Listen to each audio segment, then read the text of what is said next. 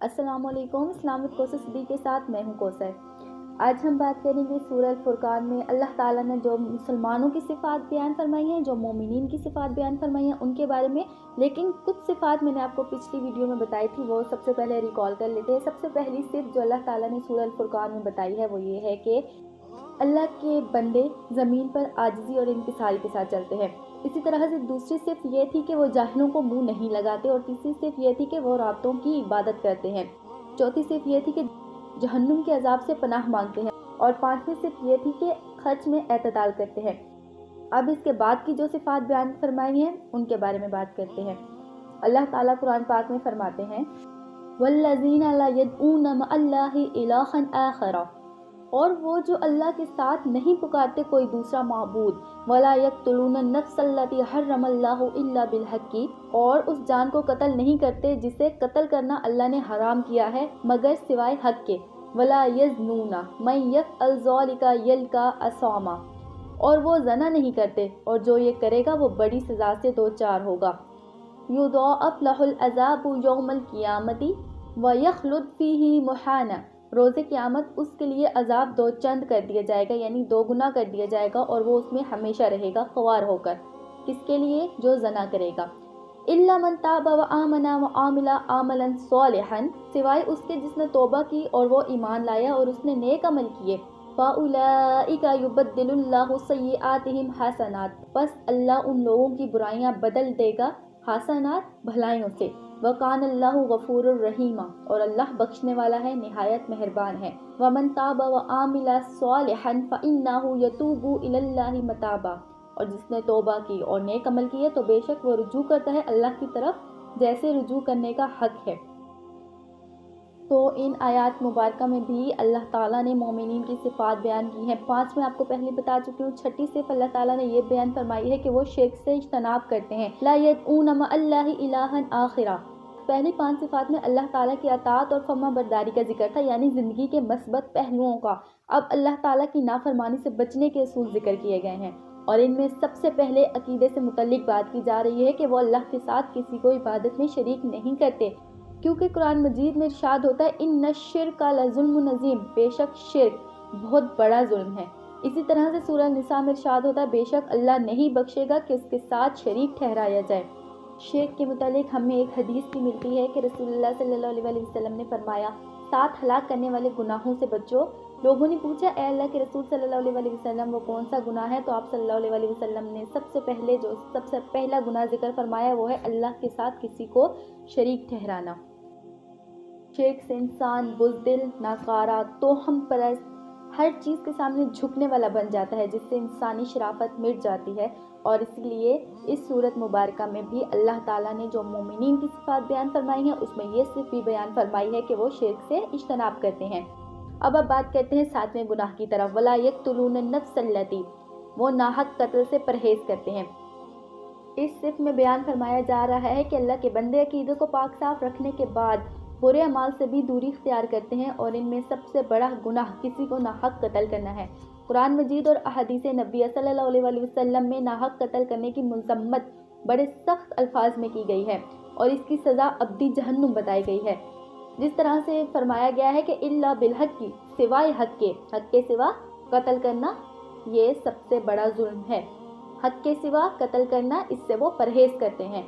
फरमान है कुरान पाक में, जो किसी मोमिन को जानबूझकर कत्ल करता है इसकी सज़ा जहन्नुम है और वो हमेशा उसमें रहेगा। कत्ल करना, नाहक कत्ल करना, ये इतना बड़ा संगीन जुर्म है, ये इतना संगीन जुर्म है कि कुरान मजीद में अल्लाह ताला इरशाद फरमाते हैं, और जिसने किसी मोमिन को जानबूझकर कत्ल किया तो इसका बदला जहन्नुम है, जिसमें वो हमेशा रहेगा, और इस पर अल्लाह का गज़ब नाजिल होगा, और अल्लाह उस पर लानत भेजता है, और अल्लाह ने उसके लिए जहन्नुम तैयार कर रखी है जो बहुत बुरा ठिकाना है। दूसरे मकाम पर इरशाद होता है, जिसने किसी जान को बगैर किसी जान के बदले के कत्ल किया, गोया इसने तमाम इंसानों को कत्ल किया, और जिसने किसी इंसानी जान को जिंदा किया यानी बचाया, तो गोया इसने तमाम इंसानियत को बचा लिया।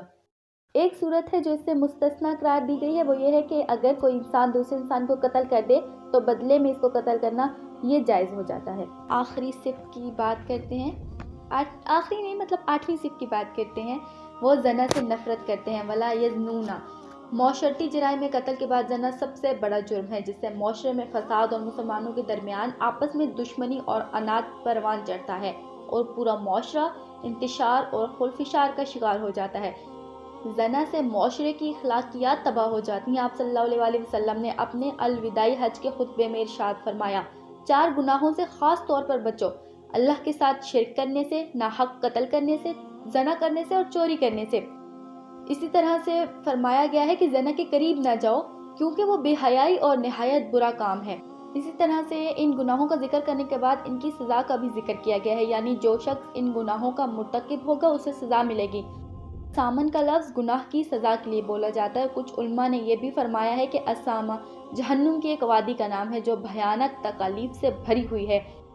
اور آخر میں اس عذاب کا بیان ہے جو شرک، قتل اور زنا کا ارتکاب کرنے والوں کے لیے اللہ تعالیٰ نے تیار کر رکھا ہے، یعنی ان کے لیے دگنا عذاب ہوگا، وہ ہمیشہ ہمیشہ اس عذاب میں ذلیل و خوار ہو کر رہیں گے۔ پھر اس عذاب سے بچنے کی صورت بھی ذکر کر دی گئی ہے کہ اگر وہ توبہ کریں اور ایمان لائیں اور نیک عمل شروع کر دیں تو اللہ ان کی بدکاریوں کو نیکیوں میں بدل دے گا۔ وَمَن تَابَ وَعَمِلَ صَالِحًا، جس نے توبہ کی اور نیک اعمال کیے تو اللہ تعالیٰ اس کی توبہ قبول فرمائے گا۔ زنا کے متعلق ہمیں قرآن کریم میں بہت ساری آیات ملتی ہیں، جیسا کہ یہ فرمایا گیا ہے سورہ بنی اسرائیل میں، وَلَا تَقْرَبُوا الزَّانَ إِنَّهُ كَانَ فَاحِشَةً وَسَاءَ سَبِيلًا، اور زنا کے قریب بھی نہ بھٹکو کیونکہ وہ بڑی بے حیائی کی بات ہے اور بہت بری راہ ہے۔ رسول اللہ صلی اللہ علیہ وسلم سے متعدد احادیث میں زنا کی برائی اور اس جرم کی قباحت مروی ہے۔ چنانچہ حضرت ابن عمر رضی اللہ تعالیٰ عنہ سے مروی ہے کہ زنا سے تنگ دستی پھیلتی ہے۔ حضرت ابو ہریرہ رضی اللہ تعالیٰ عنہ سے مروی ہے کہ آپ صلی اللہ علیہ وسلم نے فرمایا، جس وقت کوئی شخص زنا کرتا ہے اس کا ایمان اس کے قلب سے نکل کر سائبان کی طرح اوپر اٹھ جاتا ہے اور بعد توبہ واپس آتا ہے۔ اور زنا کے مجرم کے بارے میں کہتا ہے، سورہ نور میں ارشاد ہوتا ہے، وَلَا تَأْخُذُكُمْ بِهِمَا رَأْفَةٌ فِي دِينِ اللَّهِ، اور ان پر ترس کھانے کا جذبہ اللہ کے دین کے معاملے میں تم اختیار نہ کرو۔ اسی طرح سے آپ صلی اللہ علیہ وسلم نے فرمایا، اے لوگو، جو شخص ان بری باتوں میں سے کسی بری بات کا چھپا کر ارتکاب کرے اور اللہ اس پر پردہ ڈال دے تو وہ اللہ کے پردے میں ہے، اور جس نے ارتکاب گناہ کے بعد اپنے گناہ کو ظاہر کر دیا تو اس پر ہم اللہ کی مقرر کردہ حد جاری کریں گے۔ ان آیات مبارکہ سے آپ کو پتہ چلا کہ زنا کتنا بڑا، کتنا برا اور کتنا سنگین جرم ہے۔ لیکن پھر اللہ تعالیٰ سورہ فرقان میں عباد الرحمن کی خصوصیات بیان فرمانے کے بعد یہ بھی فرما رہے ہیں کہ وَمَن تَابَ وَعَمِلَ صَالِحًا، تو جس نے توبہ کی اور نیک اعمال کیے تو اللہ اس کی توبہ قبول فرمائے گا۔ تو یہاں پر ہمیں یہ بھی پتہ چلتا ہے کہ اگر آپ سے کوئی چھوٹا کوئی بڑا گناہ مرتکب ہو جائے لیکن آپ سچے دل سے توبہ کریں اور سچے دل سے توبہ کر کے اللہ کی طرف پلٹ آئے تو اللہ تعالیٰ آپ کی توبہ قبول فرمائیں گے۔ امید ہے آج کی ویڈیو آپ سب کے لیے انفارمیٹیو رہی ہوگی۔ اس ویڈیو میں نے آپ کو ایمان والوں کی مزید 4 صفات کے متعلق بتایا ہے، یعنی سب سے پہلی جو میں نے آپ کو چھٹی صفت بتائی ہے وہ یہ تھی کہ وہ شرک سے اجتناب کرتے ہیں، 7ویں صفت یہ بتائی ہے کہ وہ ناحق قتل سے پرہیز کرتے ہیں، اور 8ویں صفت یہ بتائی ہے کہ وہ زنا سے نفرت کرتے ہیں۔ انشاءاللہ نیکسٹ ویڈیو میں آپ کو جو باقی 4 صفات رہ گئی ہیں وہ بتاؤں گی۔